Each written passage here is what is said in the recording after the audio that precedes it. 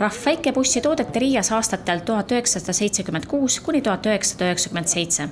Kasutati neid põhiliselt marsruuttaksode, kiirabiautode, kaubikute ja politseibussidena. Auto on välja töötatud KAS 24 baasil ja detailidega. Ühe neist vähestest alles jäänud RAF-idest ostis Tallinna kesklinna valitsus oma valdustesse. Seda bussi me kasutame ühes suures projektis nimelt Rahvarinde muuseum ja ütleks niiviisi, et see on üks tulevane Rahvarinde muuseumi eksponaat. Kuigi auto on 1000 kilomeetrit maha sõitnud, annab omanik selle täiesti korralikus seisukorras üle. Palju see buss kilomeetrit maha on sõitnud oma elu jooksul?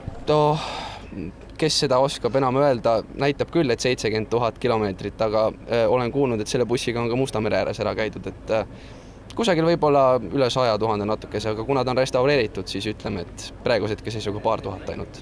Siit Keilast Tallinnasse peaksime ilusti ära sõitma? Jaa, täiesti vabalt. Käisime eelmine aasta isegi Hiiumaal, nii et mitte ühtegi tõrget ei olnud. Ilusti saime kohale, ilusti tagasi ka.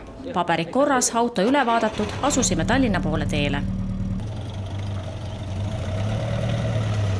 Tänase päeva kõige rahulolevam mees oli loomulikult kesklinna vanem Mihhail Korbise. Kuidas tunne on? Päris hea, aga natukene harjutamatu, et kõik käib päris, et kogu aeg tuleb jõudu rakendada selleks, et pedaalid vajutama ja rooli keerama ja motor on ees, päris raske sõita, aga no küll ma saan hakkama. No, oleks võinud täna panna iga maratidressid jalga ja väike Žiguli õlle siia bussi?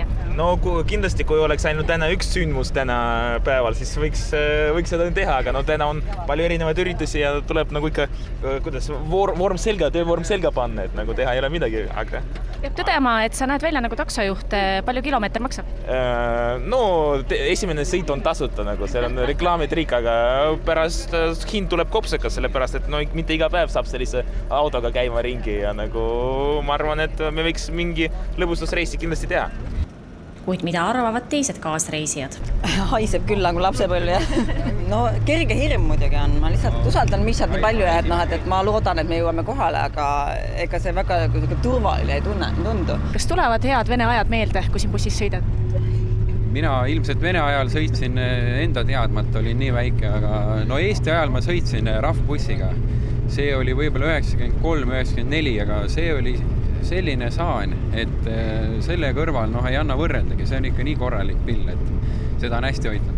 Auto jääb uudistamiseks kesklinna valitsuse territooriumile.